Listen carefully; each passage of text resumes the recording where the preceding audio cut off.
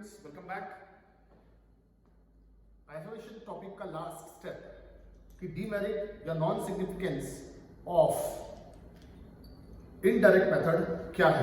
हालांकि अगर कंसेप्चुअली देखा जाए तो मेरिट या सिग्निफिकेंस ऑफ इनडायरेक्ट मेथड ज्यादा है कंपैरेटिवली द नॉन सिग्निफिकेंस या डीमेरिट ऑफ दिस मेथड। अब जब खोजने चले तो इसके डीमेरिट क्या है, तो जो डीमेरिट्स निकल कर आए स्ट्रेट अवे अपन बात करेंगे। तो जो पहला डीमेरिट निकल कर आया दैट डीमेरिट इज कि जैसे मैंने इस मेथड को एक्सप्लेन किया अब आज के सबसे फर्स्ट वीडियो में कि पहले वाले स्टेप में हमको इतना आवर्स का वेट करना पड़ता है अप टू 4 to 5 आवर्स, और फिर नेक्स्ट स्टेप में अगेन हमको 3 to 5 आवर्स वेट करना पड़ता है। तो अप्रोक्सीमेटली देखेंगे तो 7 to 10 आवर्स पूरे दिन में या इवन अप टू 12 आवर्स भी कभी कभी डिपेंडिंग अपॉन एक्सप्लांट होता है लग जाता है। तो इस हिसाब से देखा जाए दो स्टेप में या दो बार या दो वे में जाने की वजह से जो टाइम फैक्टर है बहुत ज्यादा लगता है। कहने का एक्यूरेसी, श्योरिटी और क्लीन एंड प्योरिटी ये सारी चीजें हैं जो इसके मेरिट्स में है। लेकिन एक डीमेरिट क्या होता है, ये सब पाने के लिए, ये सब ऑब्टेन करने के लिए we have to invest quite a greater amount of time, जो ज्यादा मात्रा का समय इसमें चाहिए।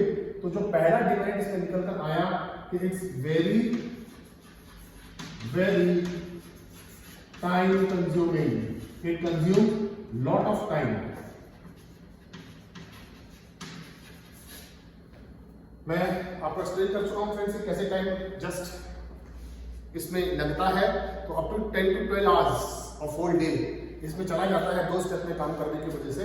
तो जो पहला डीमेरिट निकल कर नॉन सिग्निफिकेंस इसका स्टेप का आया है कि it's very time consuming. Second step या सेकंड पॉइंट की अगर बात करें कि सेकंड डीमेरिट क्या है, तो फिर सेकंड डीमेरिट जहां तक सवाल है देखा जाए तो क्योंकि ज्यादा समय लग रहा है तो इस ज्यादा समय के लिए जो कंटेंट इस्तेमाल किया जा रहा है वो भी लगभग ज्यादा लगता है। कहने का मतलब है कि पहले स्टेप के लिए आप एक एंजाइम लाएंगे, वो स्टेप आप कंप्लीट करेंगे, उसके बाद दूसरा स्टेप करेंगे, दूसरे स्टेप के लिए आप दूसरा एंजाइम लाएंगे।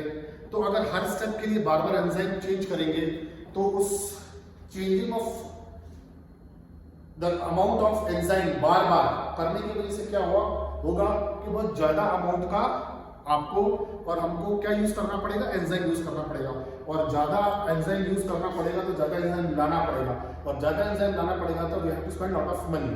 तो कहने का मतलब यही है कि ये स्टेप जितना टाइम कंज्यूमिंग है उतना ही लेस कॉस्ट इफेक्टिव है। तो इट्स लेस कंपैरेटिवली, कॉस्ट की जहां तक बात है इट्स लेस कॉस्ट इफेक्टिव, क्योंकि एंजाइम जितना यूज होगा पैसा उतना ज्यादा लगेगा, और स्टेप बाय स्टेप जितना जितना एंजाइम यूज करते रहेंगे उतना इतना कॉस्ट हमको लगानी पड़ेगी।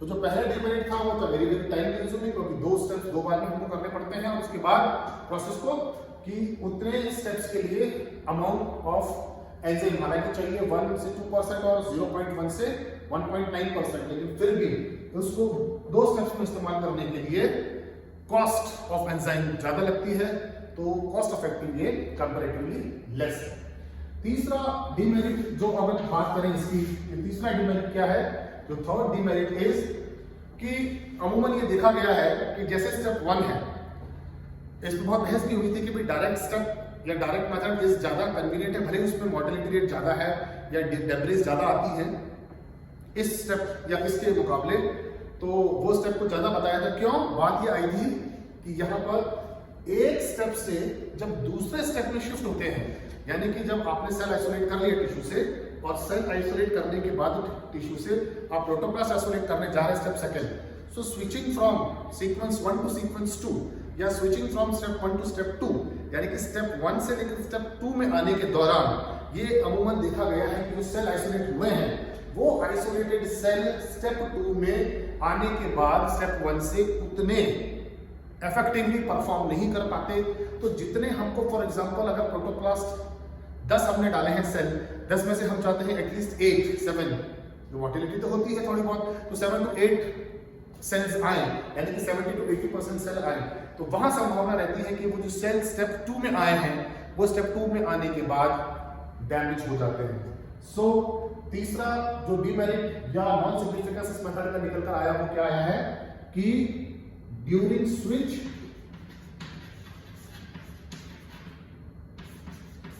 ऑफ सीक्वेंस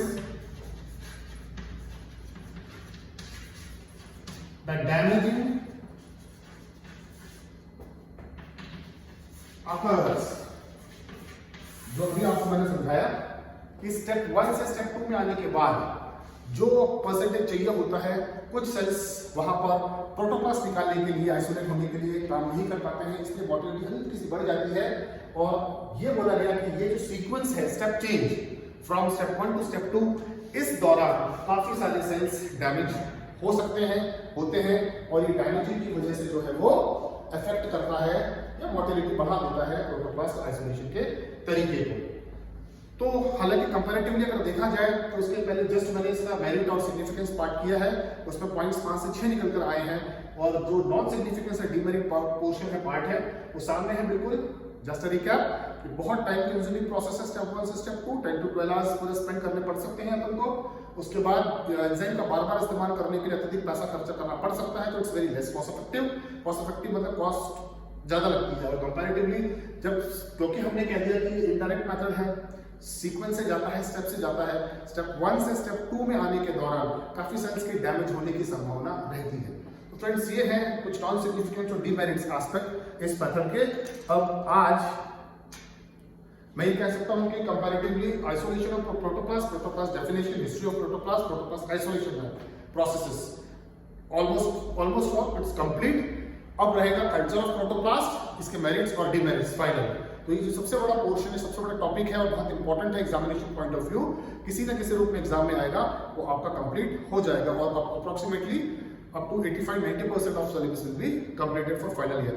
फिर भी कुछ डाउट रहता है, नहीं समझ में आता है, सारे का डिस्क्रिप्शन में लिंक डिस्क्रिप्शन में दे दूंगा, वहां से देख लें। नहीं समझ जाए फोन करके भी पूछ लें, व्हाट्सएप ग्रुप में इसके PDF भी डाले हैं।